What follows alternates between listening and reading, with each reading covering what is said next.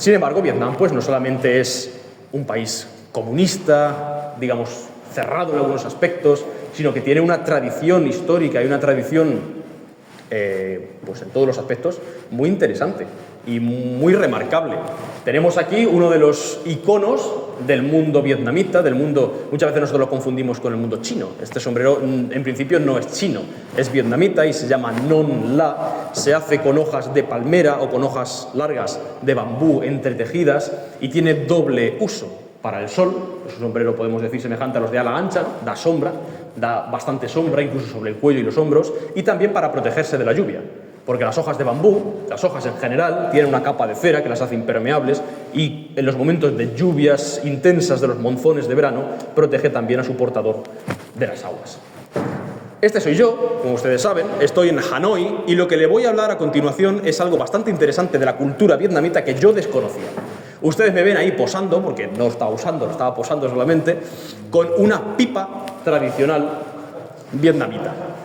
La pipa se llama Dieu Cai y ustedes ven algo que es muy grande, ustedes se piensan que eso está lleno de tabaco. No, solamente el tabaco ocupa esta parte de aquí. Una pequeña cápsula, se mete un tabaco concreto, un tabaco que se cultiva en Vietnam, que es 3 veces más fuerte, con 3 veces más nicotina que el tabaco normal que se usa aquí. El tabaco en concreto que se usa, como digo, es vietnamita y se llama Thuoc Lao. Y para una persona que nunca lo haya probado, yo no lo probé, desde luego, pero para una persona que no lo haya probado, puede producir un síndrome o un efecto secundario que se llama Sai Thuoc Lao. Thuoc Lao es el nombre del tabaco. Sai en vietnamita vendría a decir algo así como mareo, como desmayo. Porque es tan potente que cuando alguien que no lo ha probado, que no está acostumbrado a ese consumo, lo toma, lo inhala, puede sufrir incluso un desmayo súbito. Puede sufrir mareos, puede sufrir dolores de cabeza, indigestión, náuseas o incluso ese desvanecimiento. Y aquí en la otra mano pues tengo la petaca de ese señor que estaba ahí a mi lado y era muy, muy amable con la imagen del Partido Comunista. También esto es interesante. Es el vestido típico de Vietnam. Actualmente, obviamente, las mujeres no van vestidas así, pero les sorprendería la cantidad de veces al año que usan este vestido. No se podría comparar, por ejemplo, al vestido de flamenca en Andalucía, porque el vestido de flamenca se usa solamente en momentos muy concretos, en 1 o en 2 del año. Sin embargo, el vestido Ao Dai, que es un vestido talar, es una túnica que llega hasta los pies, hasta los tobillos, con una especie de pequeños chal, normalmente rojo, sobre los hombros, se usa en numerosas ocasiones como el Día Nacional, el Día de la Independencia, festividades locales, fiestas del partido, fiestas de Vietnam, etc. Este lugar además es muy interesante de visitar en Hanoi, es el templo de la literatura, es un lugar en el que se hace reverencia al conocimiento, a la literatura, a las letras. Es un lugar que hace siglos se usó como universidad, una de las primeras universidades del mundo, y que también, como decía, pues es bastante interesante de visitar. Una imagen más de aquella turba, podemos decir, de aquella masa de gente, de incontables personas que esperaban al líder supremo el día 2 de septiembre y que yo he de confesar que yo no sabía esa fecha. Yo no conocía que el 2 de septiembre era el día de la independencia cuando fui a Vietnam. Fue, podemos decir, pura casualidad. Pero cuando llegué allí y me encontré todo sembrado de banderas del Partido Comunista, de banderas del Vietcong, empecé a encontrar movimientos, de tropas, gente, y dije, ¿qué está pasando aquí? Y cuando le pregunté, me dijeron, entusiasmados, que en apenas unos días era el día de la fiesta nacional y el 80 aniversario de la independencia. Fíjense, esto era muy de madrugada, podía ser perfectamente las 2 de la madrugada, que para ellos es mucho más tarde, porque suelen acostarse temprano y suelen levantarse bastante más temprano que nosotros, esperando simplemente sentados a que llegara el líder. Bueno, pues uno se puede pensar, puede imaginarse que en un país como este, ¿no?, un país políticamente por lo menos bastante cerrado, bastante totalitario, la gente va a ser también algo cerrada, algo extraña, distante. Esas imágenes que se veían, por ejemplo, cuando murió el líder supremo de Corea del Norte, iban todos a llorar por las calles y se decía normalmente aquí en Occidente, bueno, eso es que les han pagado, o eso es que si no lloran le pegan un tiro, he oído yo. Yo lo que vi en Vietnam es que la gente, a causa de los numerosos años, las décadas que han pasado de educación comunista, realmente lo sienten. O sea, realmente no sienten una coacción que les obligue a adorar casi al líder, por lo menos en masa. Habrá mucha gente, por supuesto, que no piense así y que se calle. Pero en general lo que yo vi fue mucha alegría, fue un estado pues sí, de júbilo generalizado, porque era el día de la independencia, porque nos habíamos librado de los invasores capitalistas y porque Ho Chi Minh, nuestro gran líder, nuestro gran tío Ho, amado, había proclamado nuestra independencia. Y bueno, pues veías los grupos de jóvenes en plena calle a las 2 de la madrugada. Ese día no dormí, el día siguiente tampoco, pero bueno, este día en concreto no dormí porque empezaba el desfile a las 6 de la mañana. Y a las 2 de la madrugada, a las 3, estaba con grupos de jóvenes que te invitan a sentarte, te invitan a, bueno, pues como aquí. Lo que pasa es que el motivo de la celebración cambia. Te invitaban a tomar unas pipas, me invitaban a tomar unas palomitas, unos refrescos, a charlar, a jugar a las cartas, mientras todos llevaban la banda con las letras Vietnam Independiente y con la bandera del Vietcong y agitaban, ondeaban banderas como esta, que es la que ven ustedes en la foto, que vendían por la calle a un precio muy popular para que todos, al paso del gran líder, y curiosamente eran todas del Vietcong, no vi ninguna bandera del Partido Comunista que se vendiera, pues las agitaran y mostraran su júbilo. Bueno, pues ustedes ven aquí el vestido tradicional, ¿no?, con la bandera del Vietcong en medio de las calles de Hanoi. El paso de las tropas comunistas.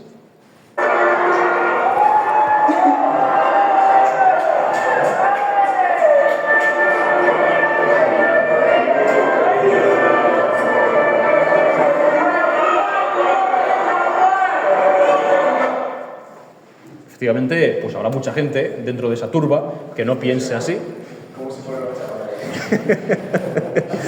Pero como les decía, lo que uno respira al llegar a Vietnam, por lo menos a Hanoi, yo no estuve en zonas rurales, es una acogida abrumadora. Y no solo una acogida abrumadora, sino que a uno lo ven como si fuera una celebridad. Cuando lo ven con rasgos occidentales, vestido como un occidental, aunque ellos visten bastante también al modo occidental, te piden fotos, piden sentarse a tu lado, piden invitarte a comer, piden, bueno, porque te sientes con ellos y hables sobre cualquier cosa. Es un pueblo muy acogedor. Es un pueblo, sinceramente, muy acogedor. Todos son chicos, como veis, de mi edad. Esto eran las 6 de la mañana, habían bebido ya bastantes cervezas, estaban esperando al líder supremo y, bueno, pues para entretenerse mientras pues bebían esas cervezas y bebían y fumaban de esa pipa que decimos tradicional. Había incluso gente que trabajaba en ese día en concreto alquilando sillas para que la gente se subiera a ellas y pudiera ver al gran líder pasando. Le pagaban un precio mínimo, pero trabajaban como eso en aquel día. Incluso las chicas te paran por la calle y te piden fotos. Dice, bueno, porque te ven como, no sé, como si fueras un cantante, un jugador de fútbol, como si fueras un extranjero, un actor. Te paran por la calle y muchas veces ellas no, porque le da vergüenza, pero se lo piden a sus novios. Y se acerca el novio y le dice, es que mi novia se quiere hacer una foto contigo. Y bueno, pues hacer una foto. ¿Y por qué se tapan la boca? La verdad es que no lo sé. No sé, porque creo que es una cosa de ellas. Una moda allí, ¿no? Se tapan por vergüenza. Por vergüenza, ¿no? ¿Sí? Pues sí. Parecen, en general, las asiáticas parecen siempre más pequeñas. Estas chicas ya tenían edad, quiero decir, tenían 20 y tantos años, eran de mi edad más o menos, pero se paran y te piden como cierta inocencia, te piden fotos. A mí no me dejaba de sorprender en ningún momento. Los hombres, incluso por la calle también, aquel señor que fumaba en aquella pipa tradicional. Las señoras, las ancianas, me recuerdo esta señora que podía tener perfectamente 85 años, me paró por la calle y me pidió que me hiciera una foto con ella, con su hija. Y le dije, bueno, quiero decir, a uno no deja de abrumarle porque, quiero decir, simplemente por ser occidental, por tener los ojos como lo tenemos nosotros, por tener la apariencia que tenemos nosotros, por tener barba, uno pasa a ser una verdadera celebridad en Vietnam. Y por último, me gustaría abordar un tema crucial en las dictaduras, que es la propaganda. Me gusta especialmente cuando voy a países autoritarios, como Afganistán, por ejemplo, hacer fotos a la propaganda, ver qué dice, analizarlo, porque es sinceramente interesante. De aquí podría salir una tesis de doctorado. Es muy curioso, y sinceramente yo personalmente no sé la razón, el país vecino comunista por antonomasia, Corea del Norte, bueno, pues podemos decir su gobernante Kim Jong-un, es ridiculizado en las camisetas, lo ponen con esas gafas y ponen debajo el hombre cohete, Rocketman, en referencia a lo que dijo Trump sobre el hombre cohete y demás. Ho Chi Minh, por supuesto, en ningún momento se le ridiculiza, se le pone supremo, el más grande. Y sin embargo, aquí otra vez Ho Chi Minh aparece un poco ridiculizado en la imagen del KFC, pero en vez de KFC pone KJU, Kim Jong-un. Es algo que realmente no sé por qué, porque las relaciones entre los dos países son bastante buenas. Vemos también una imagen de burla de Trump con el sombrero vietnamita diciendo, bueno, hagamos a Vietnam great again, grande de nuevo. Y luego en sí esto eran algo así como una broma, una anécdota. Y luego en sí las pancartas de propaganda del partido por las calles. Yo personalmente ignoro si durante la totalidad del año esto está puesto. Yo fui el día, como os digo, unos días previos a la fiesta nacional del 80 aniversario, algo muy importante para ellos, y las calles estaban sembradas de estos carteles con una iconografía que me recordaba mucho a la propaganda soviética, pero desplegados por las calles con los estudiantes, con los trabajadores, al mismo tiempo uniéndolos con el pasado de Vietnam, algo sinceramente desde el punto de vista sociológico muy interesante, siempre presidiendo la bandera del Vietcong, la bandera de Vietnam por todas partes, y la figura de Ho Chi Minh como padre de la patria, valga la redundancia, vietnamita, con esas fechas, desde 1945 hasta el 2025, 80 años de independencia. Las pancartas, los carteles, las señales de casi devoción popular, como decía, estaban por todos lugares. Se celebraban conciertos, se celebraban cenas, se celebraban mercadillos en honor al partido y en honor a Ho Chi Minh.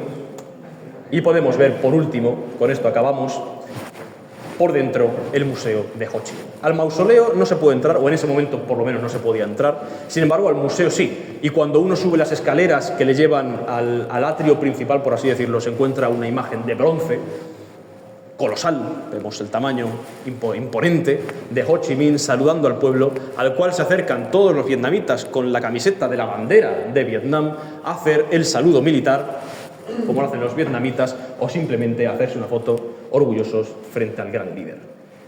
Simplemente acabar con esta imagen que creo que es la que mejor resume mi estancia en Vietnam, es decir, la acogida. Estuve poco tiempo, estuve apenas 4 o 5 días, pero en ese tiempo me di cuenta de que es un pueblo verdaderamente acogedor, verdaderamente llano, un pueblo apasionado, un pueblo siempre dispuesto a dar la bienvenida a los extranjeros, un pueblo al que le fascina a la gente de fuera y a pesar de otras dictaduras no es rencoroso. Es decir, se le ha inculcado los últimos 70 años, especialmente, de una parte más cercana a nosotros, se les ha inculcado que el occidental es el opresor, es el imperialista, es el que quiere robarle su país, es el que quiere oprimirlo. Sin embargo, los vietnamitas parece ser que, por lo menos en el pueblo llano, no ha calado esa imagen y cuando ven a un occidental se deshacen en halagos. Simplemente, antes de acabar, me gustaría enseñarles, pueden pasar por allí, algunos recuerdos que yo compré en Vietnam y que les he traído. Bueno, pues este, por ejemplo, son cosas que se encuentran uno en las tiendas, normal y corrientes. Esto es un imán normal y corriente de Hanoi, ¿de acuerdo? Y el nivel de propaganda va subiendo poco a poco. Tenemos luego una imagen de Ho Chi Minh con un texto en vietnamita que significa «Nuestro país ha alcanzado el éxito a través del sacrificio». Y, por último, pues incluso uno se puede comprar un imán con la hoz y el martillo. Y uno se puede comprar un imán también con la bandera del Vietcong, con la cara de Ho Chi Minh frente a su mausoleo, etc. Pueden ir pasando, pueden ir viéndolos. Y con esto simplemente yo quería acabar y decirles que si en algún momento ustedes piensan visitar un país distinto, diferente, lejano, acogedor, seguro, y un país en el que piensen o les parezca que han viajado en el tiempo, no duden en visitar Hanoi, en visitar la ciudad Ho Chi Minh, en visitar Saigón, en visitar la bahía de Halong, esos lugares fascinantes, las selvas del norte de Vietnam. En definitiva, no duden en visitar Vietnam. Y con esto acabo. Muchas gracias.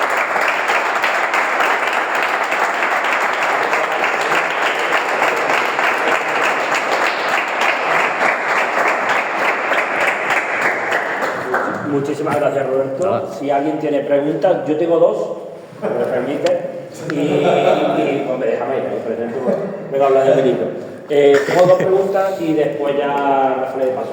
Una, era un imperio, después Indochina francesa. ¿Por qué aparece el término Vietnam exactamente?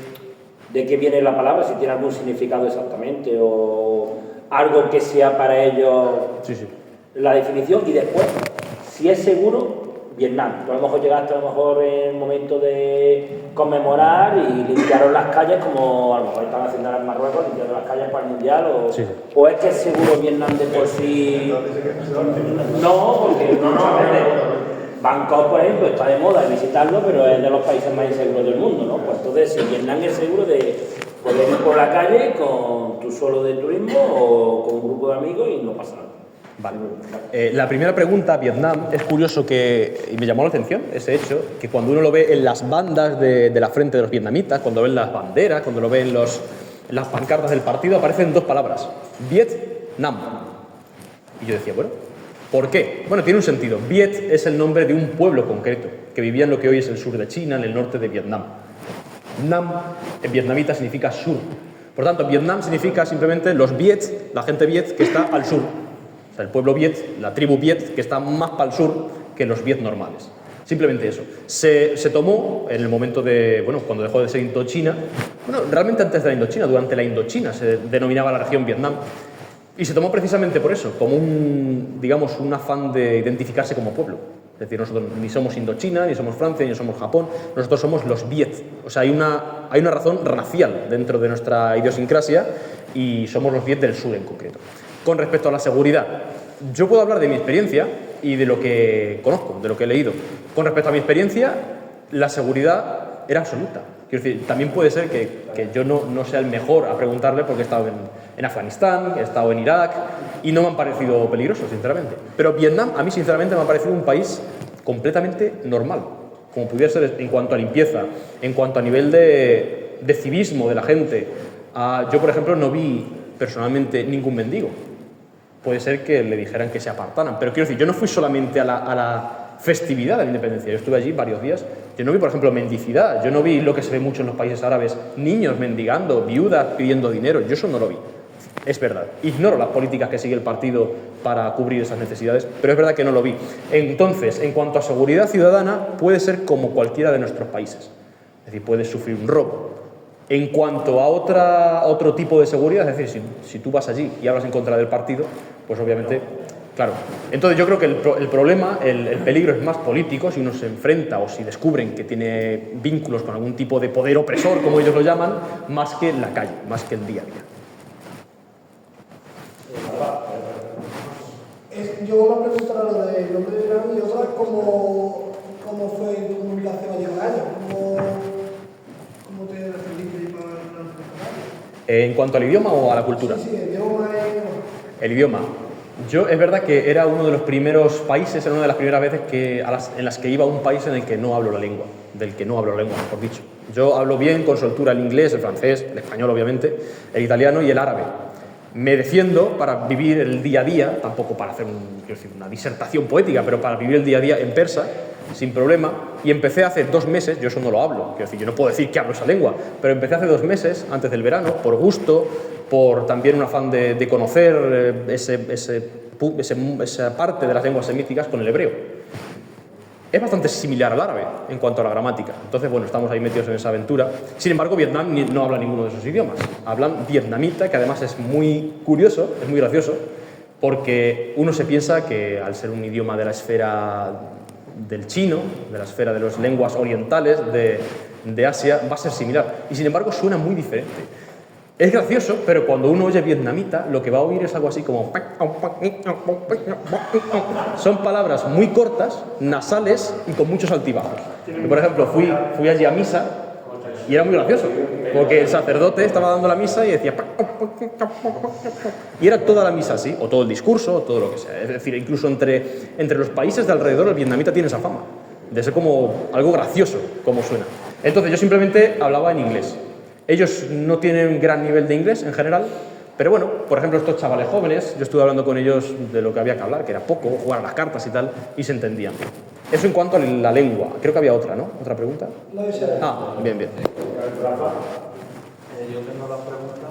La primera es si pudiste hablar sobre qué relación tiene con Camboya, si tienen una idea como que no estuvieron en guerra, también por ser los camboyanos y los estadounidenses.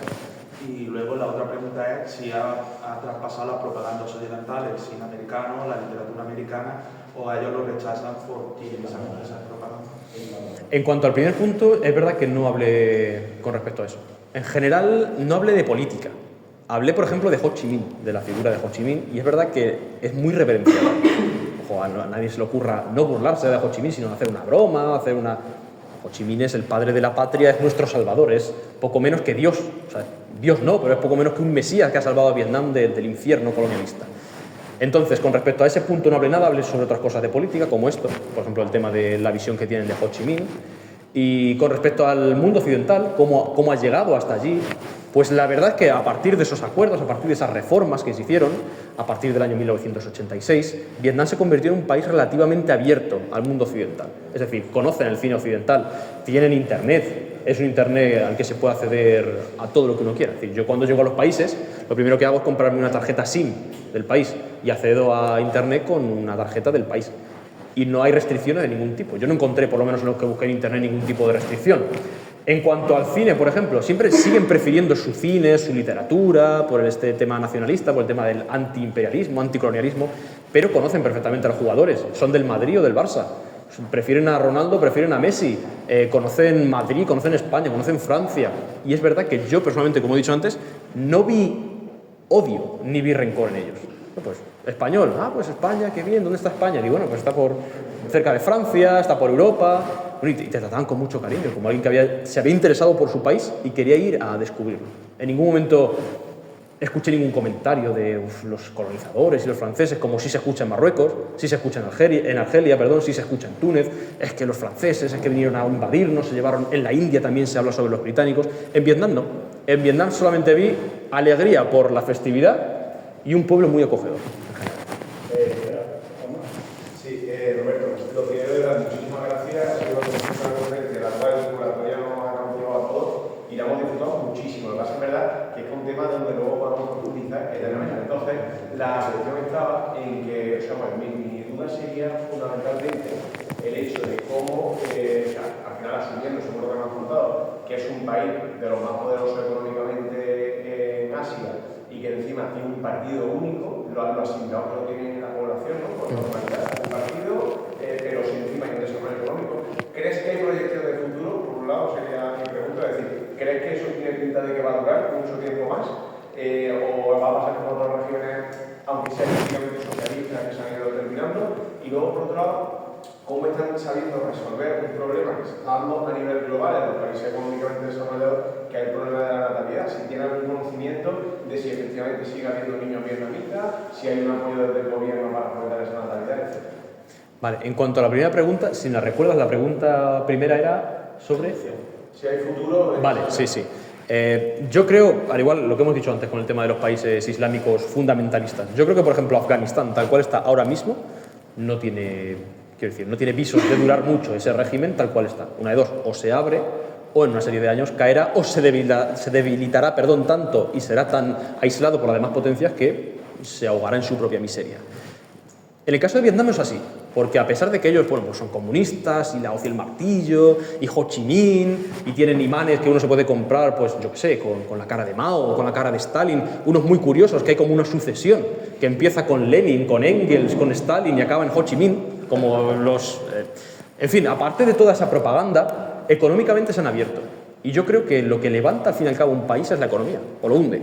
Y las políticas económicas que se lleven a cabo, aparte de las ideológicas. Las ideológicas, al fin y al cabo, es un territorio que no, digamos, ni levanta ni hace caer el país. Entonces, yo creo que Vietnam, según está ahora mismo, si no hay intervencionismo extranjero, si no sucede una guerra, si no sucede un cataclismo natural, yo qué sé, es decir, si no hay ningún suceso de azar que llegue de repente, yo creo que sí puede mantenerse bastante bien. Aparte, no es que sea uno de los países más poderosos de Asia, que hay otros muy poderosos, Rusia, tenemos China, Irán también, sino que es uno de los que más crece. O sea, ha partido de la miseria absoluta y es de los que anualmente más crece, más, digamos, más PIB, un PIB más alto tiene. Por lo tanto, no deja de ser asombroso, habiendo salido de una guerra, habiendo salido de un estado colonial, etc. En cuanto a lo segundo, ignoro sinceramente si hay algún tipo de política en cuanto a si solamente se puede tener un hijo, si se pueden tener varios. Es decir, hay que saber que Vietnam es muy diferente a China, o sea, China está súper poblada. La India no tiene nada que ver, pero es uno de los países, el primer país en el que yo he tenido la sensación de que estaba superpoblado. O sea, tenía sensación de ir por la calle y en todo momento estar rozándose con la gente, en todo momento estar con gente pendiente para que no te pisaran los pies. O sea, era algo agobiante la India. China me imagino que en algunos puntos era muy parecido, pero Vietnam no.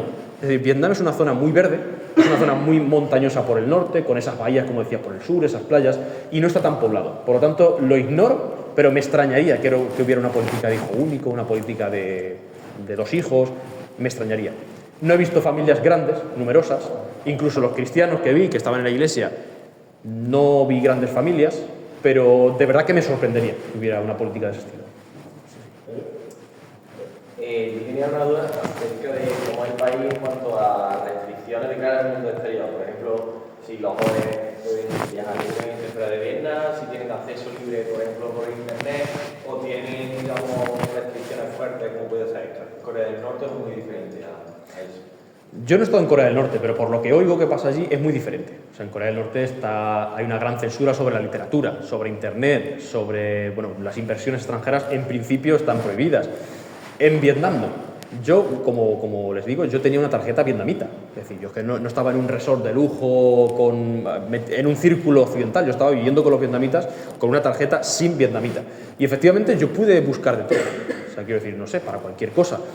Información, yo buscaba mucha información en esos días sobre Vietnam, sobre su historia, en fuentes, obviamente, de escritura inglesa o de escritura española. Es decir, estamos hablando de los enemigos de Vietnam. Es decir, es información negativa, se podría decir, sobre Vietnam, y a mí me salía sin ningún problema. Por lo tanto, en Internet no creo que haya mucha censura. Yo no la vi, por lo menos. En cuanto a la literatura, algo que se me ha olvidado decirlo y es muy interesante, estoy en una feria de libros. Y dije, esto es muy interesante, aquí va a estar todo censurado, aquí solamente va a haber libros del partido, y me sorprendió que no. Me sorprendió que había libros de todo. Había libros de ciencia, había novelas de terror, había libros de religión. Es verdad que no había Biblias, por ejemplo, no había libros que hablaran textualmente y solamente de religión, pero sobre el fenómeno religioso. Había libros de sociología, había libros occidentales, de autores americanos, de autores vietnamitas, muchos libros de propaganda también, pero me sorprendió esa apertura en cuanto a la literatura.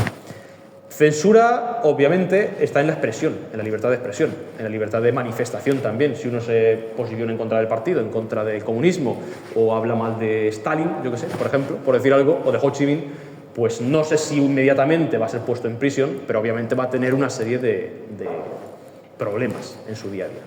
Eso en cuanto a la censura. Y creo que me habías dicho también... No, el tema de salir del país, sí. O viajar. Tenemos un problema en los países árabes, ¿por qué hablo de los árabes? Porque normalmente voy a países árabes e islámicos. Tenemos un problema y es que hay ciertos estados que no reconocen. Por ejemplo, por razones evidentes, que no hace falta explicar, no reconocen el Estado de Israel. Entonces, si uno tiene un sello israelí o tiene un sello americano, que lo reconocen, pero bueno, es el enemigo, el gran demonio, como lo llaman, pues tiene sinceros y verdaderos problemas para entrar al país. Porque si tiene un sello israelí, directamente no puede. En cuanto a Vietnam, no hay ningún problema. O sea, uno puede tener un sello americano, un sello francés y entrar a Vietnam.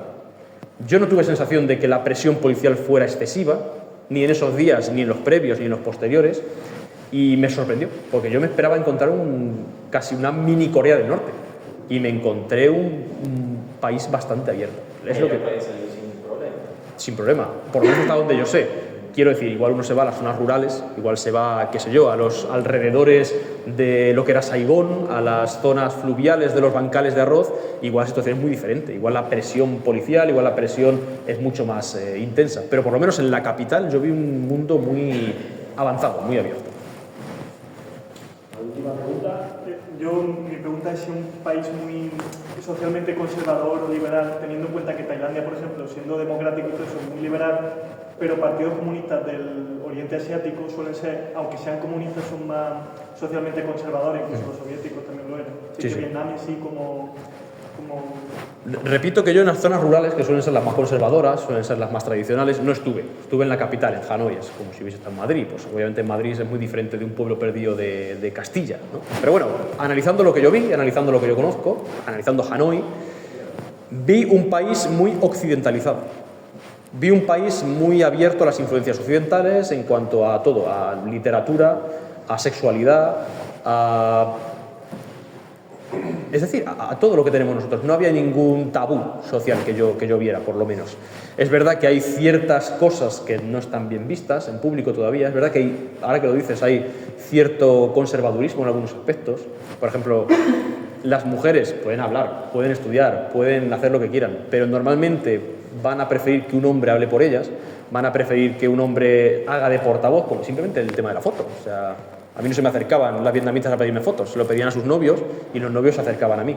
En cuanto a ese aspecto, por ejemplo, en cuanto al tema político, obviamente, la figura del líder, la figura del gran liberador, yo creo que sí hay ciertos aspectos que podrían tildarse de conservadores, pero en general yo vi una sociedad muy libre, muy occidental.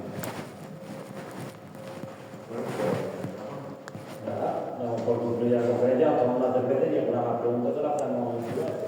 Estupendo.